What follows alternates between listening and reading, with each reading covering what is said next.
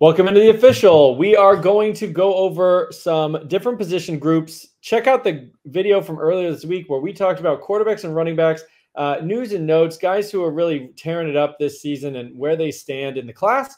And for some players, where they stand over the last 2 or 3 classes. How good are some of these players? But we're going to go into receivers, tight ends, and some other commitments here on this show.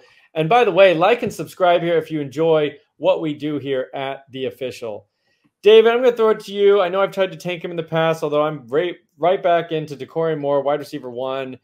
What's he doing out here? Looks like just with Keelan Russell just making sweet music out there for well, they played DeSoto. I forget their high school.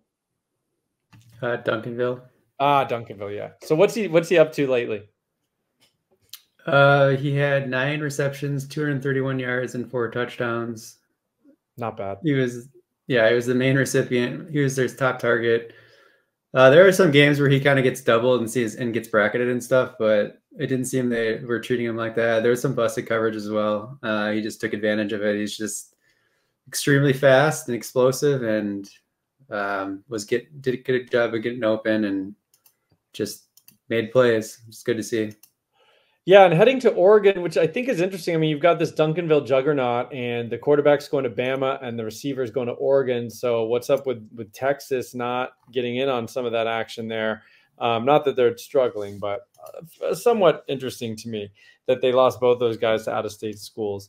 Matt, we got Quentin Gibson looking, I think, pretty good here. If I'm reading this correctly, not per game, but fantasy points per touch we've got here. Yeah, so that's looking at his combined rushing and receiving stats. Every time he touches the ball, he gets 6.7 fantasy yards or points. My apologies. He is, just absolutely dominating this season. He's dominating in terms of fantasy points per game as well. I think being the only player listed wide receiver of the players we gathered that has over 40 fantasy points per game currently. That's also the highest mark in the past 3 classes that we have data on, with SOS higher than 35. So, I mean, he's doing this against really good Texas competition as well. And then on top of it, that number is also more points than Derek Meadows scores on average each game this season. So I saw that. That was such a great dagger. He's at, I believe, 6.2 fantasy points per game, and Gibson's 6.7 fantasy points per touch. Per touch. That's unbelievable. Great nugget there. Yeah, this continues to be a fade Derek Meadows podcast. Sorry, LSU fans. Bryce Underwood probably going to be thrown to somebody else. And then Taylor looking good on this season, 6 yards per touch, 7th in total fantasy points for wide receivers, and strength of schedule not looking that great, but still a good player in Taylor. Someone that probably needs to be bumped up for me at least. I don't even think he's been drafted in our 2-round mock yet. So certainly a guy that we need to keep tabs on here. All right, and then we got my favorite player and Matt's favorite player, unless he's taken too early, Lincoln Cure. We're not sure on the stats, but I think we do have that he's got 13 touchdowns in 5 games. And may have gone 5 for 76 and 3 last week. So, really doing some work, although some of these high schools, it's hard to get reliable stats for the whole season. But I know our crack team over here is doing their best to dig up the stats that we can. I think he continues to produce and is doing just fine. I think he's tight end 1 for me and probably for you guys as well. David, Elias Williams would be the only other contender for tight end 1. And what's he up to this year? Is he seems like he's still tracking for us? Yeah, it looks like 22 fantasy points per game. He has 50% of his team's touchdown market share, which is nice. Also has the 3rd highest fantasy points per game for tight ends, playing above a 25 strength of schedule in the past 3 classes. So, and I think that was something I think we might have had it as old as his. I don't know if he changed teams. I can't remember.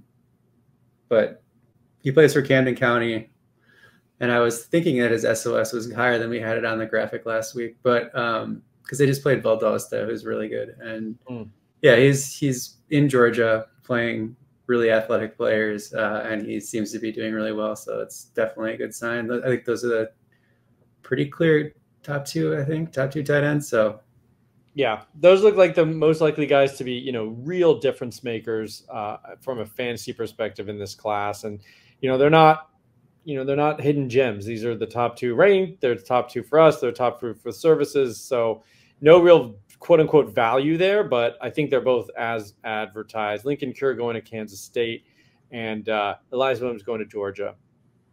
And we got some commitments here, some flips. Jalen McCutcheon was going to FSU, and we are continuing to see the water leak from that boat as the FSU season just continues to tank. And he's now flipped to Texas. And then we have Tristan Glass, who I believe was committed to Colorado State. It was a guy we had brought up a few times as a sleeper type guy. He's 18th in fantasy points per game as a wide receiver, and he is now committed to Wake Forest.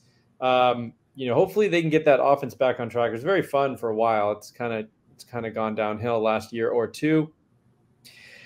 Sam Turner going to Auburn, Blake Herbert going to Clemson, flipping from Clemson to Notre Dame. Either one of those two guys, David, that ring a bell. I know Herbert is like or Haybear, whatever his name is. It's like a 2 on the star index. So I'm not sure he's a guy we're too excited about. Yeah, I think he's probably a little more athletic than that. I think, actually, I don't know. I think it's a 49 velocity in there. Yeah, it's a low velocity. I think he's a one sport guy, so maybe we're missing some data. I think I added a sport. I think I found basketball just because I wanted to make sure it's updated. I think I found like a 415 squat or something. He'll be a little bit higher. And I don't know when the velocity. He missed pretty much all of last year with the broken ankle. So someone like cut up like every throw he had this season, and I know a lot of the Notre Dame boards are like excited about him and they think it's like a sneaky get. That they were always going to say that. I feel like I watched it. I just think like it seems like pretty much all his throws are predetermined. Not really scanning the field. It's like one of those guys that will like, he'll see like a corner jumper out on a receiver and he'll still just, because he already made up his mind that's where he's going with the ball, he'll still throw it. And it's just like 8 touchdown passes to 5 interceptions in Connecticut Private League. Yeah. Not great, Bob. But I will say he does have more mobility than I originally thought. Like he does have like 10 yards per carry, 7 rushing touchdowns. More of like a straight line runner, honestly, like a little bit more speed than I would have thought. But yeah, I think he's more of like a depth guy, honestly. Yeah, I mean, it seems like that is the profile that we're looking at based on what we got. All right, and then, yeah, I mean, Matt or David, speak up. Any thoughts on Barry Sanders' kid? He committed to Toledo. It's notable because he's Barry Sanders' kid, and Ashton Janty is tracking on Barry Sanders' records this year. But I'm not sure there's much there from a talent perspective. I mean, his offers aren't even anything. We haven't really talked about him. Matt, any thoughts on Barry Sanders, Noah, his kid? I briefly watched some highlights, and I think he'll be a good college back. Okay. Does he play like his dad? I mean, is he doing these crazy really. jukes and all that stuff? No. Okay. He's better. He's better. Yeah, exactly. Yeah, that's what I meant. All right. So those are the commitments we have, and then some new offers. Jordan Allen gets a Georgia Tech offer. David, what was his deal before this?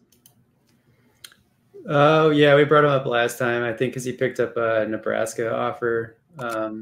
Plays for Buford. Is he from Buford? Yeah. Okay. Yeah. And then there's a Nebraska and Raiola connection there for Jordan Allen, and then we've got Bradley Gompers, which is a great tight end name. Listed as a linebacker on 24/7, committed to Duke, and you guys got some interesting numbers here. 6'4", 215, so great frame, and then a self-reported 4.48. Does he play like that, David? Yeah, I don't know. I kind of believe the 4.48 for the most part. He plays fast. He looks fast to me. 29 yards per reception kind of is an indicator that he's probably pretty athletic as well. But he really fits the mold of a guy that I like a 6'4", 215.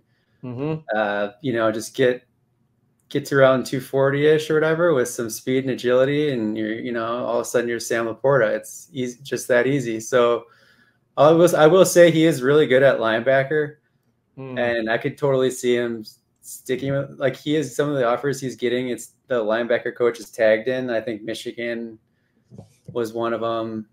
But anyways, he added Penn State, Ole Miss, Vandy, NC State, Virginia. So he's adding offers. I think a team would probably just want to add him, and he can kind of decide which one he wants to play. But I think he could be successful either way. Obviously, for fantasy people, we want to play tight end. So hopefully that's what he chooses. Yeah, that's the classic, if you play the video game, you always want those athletes or those guys, and you can plug them in when they hit your roster and see, where they're higher rated. Sounds like that's the real life version here for Bradley Gompers. But yeah, I absolutely agree on the frame. That's perfect. I mean, add 25 pounds, which these guys can do when they want to. And then, yeah, boom, you're there for NFL tight end size.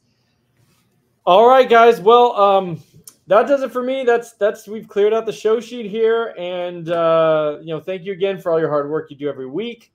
And I think that wraps it up. This has been the official. Like and subscribe, and stick with us. See ya.